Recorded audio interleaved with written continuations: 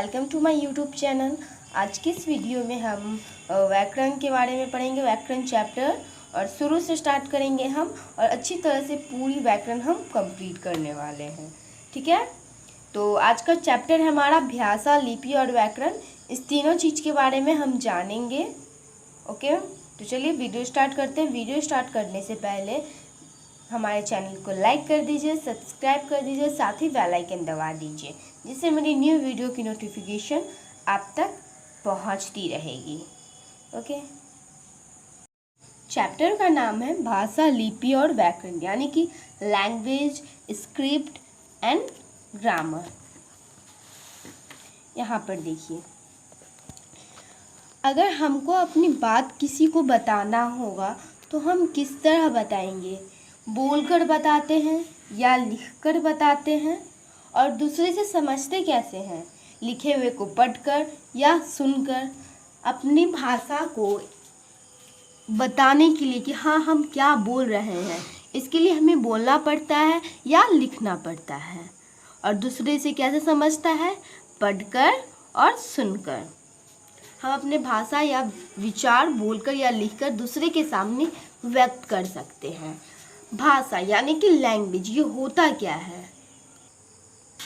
भाषा क्या होता है? अभी हम आपसे अभी बात कर रहे हैं, ठीक है? तो इस बात करने के, ये जो हम बात कर रहे हैं, इसी को हम भाषा कहते हैं।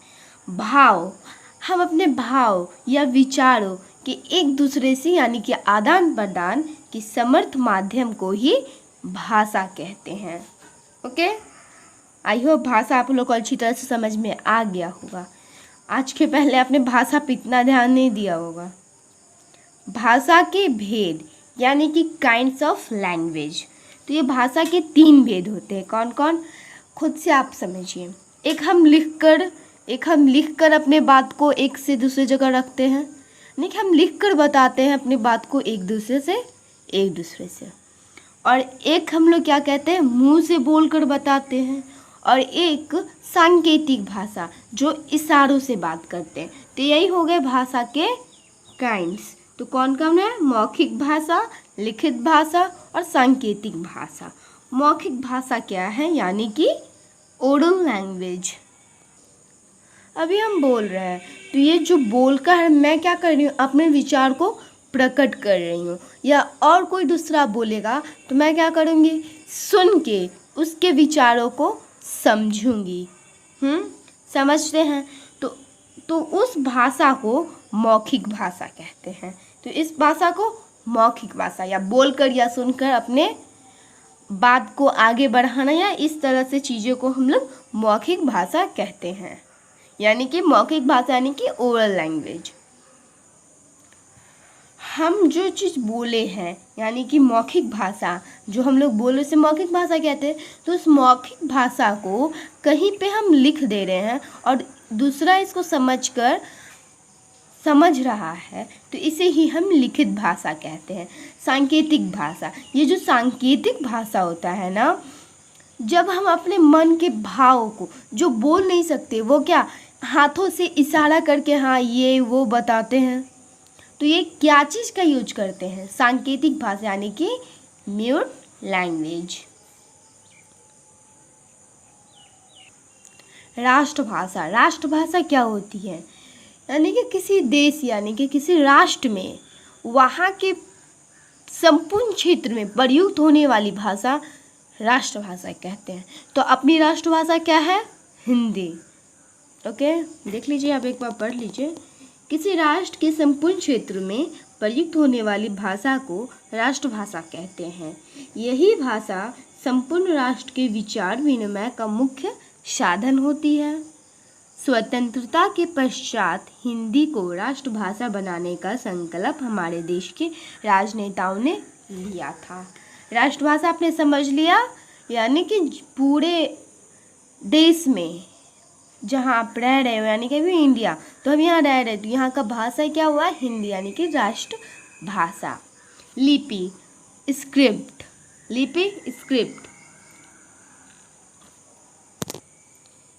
किसी भी भाषा को लिखने के लिए संकेत चिन्हों कि निर्धारित व्यवस्था को लिपि कहते हैं। हमारी लिपि क्या है? देवनागरी लिपि। ओके, देखिए देवनागरी लिपि में कितनी सारी आती है? हिंदी, गुजराती, मराठी, संस्कृत भी देवनागरी लिपि में ही आती है। और जो पंजाबी भाषा ये हमारा गुरुमुखी में है और अंग्रेजी रोमन लिपि में। व्याकरण क्या होता है? देखिए, व्याकरण यानी कि ग्रामर, भाषा को शुद्ध रूप और सही प्रयोग का ज्ञान कराने वाले शास्त्र को व्याकरण कहते हैं। हमें बताता है कि इस शब्द को ऐसे पढ़ो, इस शब्द का सही उच्चारण करो। ये कहाँ से मालूम चलता है हमें? व्याकरण से। ओके, तो इस व्याकरण के कितने प्रकार होते हैं? तो व्याकरण के 3 काइंड्स होते हैं। कौन कौन? वर्ण विचार, शब्द विचार और वाक्य विचार। वर्ण विचार यानी कि फोनोलॉजी, शब्द की रचना वर्ण से होती है। तो हमें मालूम है सबसे छोटा वर्ण, फिर वर्ण से शब्द, शब्द से वाक्य, इस तरह से। वर्ण विचार में वर्णों के आकार, उच्चारण, वर्णों से मिलने से शब्द निर्माण आदि को अध्ययन किया जाता है। ये जो वर्ण विचार के अंदर होता है, इसके अंदर हम आकार, उच्चारण, वर्णों के मिलने से शब्द निर्माण, इस सब के बारे में हम जानते हैं। शब्द विचार यानी कि मोरोफोलॉजी।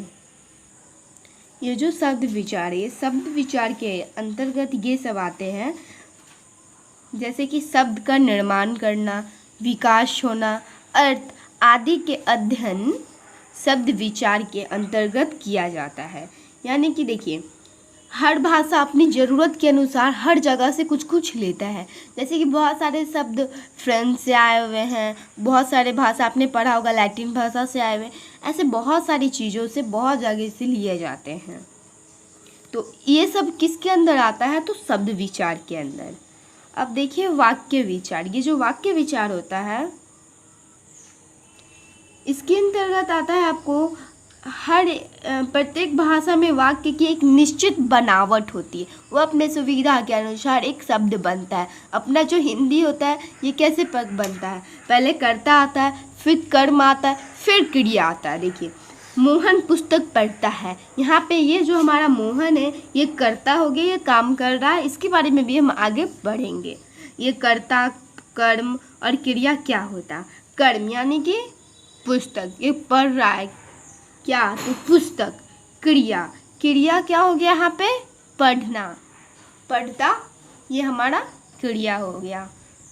वर्ण विचार, शब्द विचार, वाक्य विचार पे आपको कोई भी प्रॉब्लम नहीं होगा। अगर प्रॉब्लम होगा तो कमेंट में बताइएगा। आगे भी हम इसी तरह से व्याकरण के और चैप्टर्स को कवर करते रहेंगे। तो आज की चैप्टर एंड होती है। अगर कहीं भी प्रॉब्लम हो तो आप कमेंट में ज़रूर बताइएगा। और जाते जाते हमारे चैनल को लाइक, सब्सक्राइब और बेल आइकन दबा दीजिएगा, जिससे मेरी न्यू वीडियो की नोटिफिकेशन आप तक मिलते रहे।